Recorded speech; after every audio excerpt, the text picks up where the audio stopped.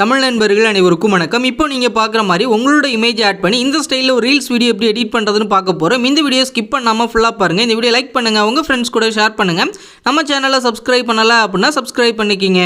VN video editor application open பண்ண பிறகு மேலே உள்ள இந்த ஸ்கேனர் ஆப்ஷன் வந்து கிளிக் பண்ணி இந்த கேலரி ஆப்ஷன் வந்து கிளிக் பண்ணிவிட்டு நீங்கள் டவுன்லோட் பண்ண அந்த QR கோடை வந்து நீங்கள் செலக்ட் பண்ணுங்கள். செலக்ட் பண்ண பிறகு கீழே உள்ள யூஸ் டெம்ப்ளேட் அப்படின்றத கிளிக் பண்ணிவிட்டு உங்களோட பிக்சர் வந்து நீங்கள் செலக்ட் பண்ணுங்கள். இப்போ நான் இந்த பிக்சர் வந்து செலக்ட் பண்ணிவிட்டு ரீப்ளேஸ் அப்படின்றத கொடுத்துட்டு கீழே பார்த்தீங்கன்னா நெக்ஸ்ட் அப்படின்ற ஆப்ஷன் இருக்கும், அதை வந்து நீங்கள் கொடுத்துருங்க. உங்களோட பிக்சர் வந்து கீழே வந்து செலக்ட் ஆன பிறகு இங்கே உங்களுக்கு ஒரு வாட்டர் மார்க் இருக்கும். இதில் வந்து டெக்ஸ்டஸ் அப்படின்ற ஆப்ஷன் வந்து கிளிக் பண்ணிவிட்டு இந்த டெக்ஸ்ட் மேலே கிளிக் பண்ணி இந்த பென்சில் ஆப்ஷன் வந்து கிளிக் பண்ணி இங்கே இருக்க டெக்ஸ்ட்டை வந்து நீங்கள் ரிமூவ் பண்ணிவிட்டு உங்களோட இன்ஸ்டாகிராம் ஐடி இல்லை உங்களோட நேம் வந்து கொடுத்துருங்க. இல்லை டெக்ஸ்ட்டே நான் கொடுக்க விரும்பல அப்படின்னா ஒரு டாட் மட்டும் வச்சுட்டு ஒரு டிக் ஆப்ஷன் வந்து கொடுத்துருங்க. லைட்டாக தான் தெரியும்.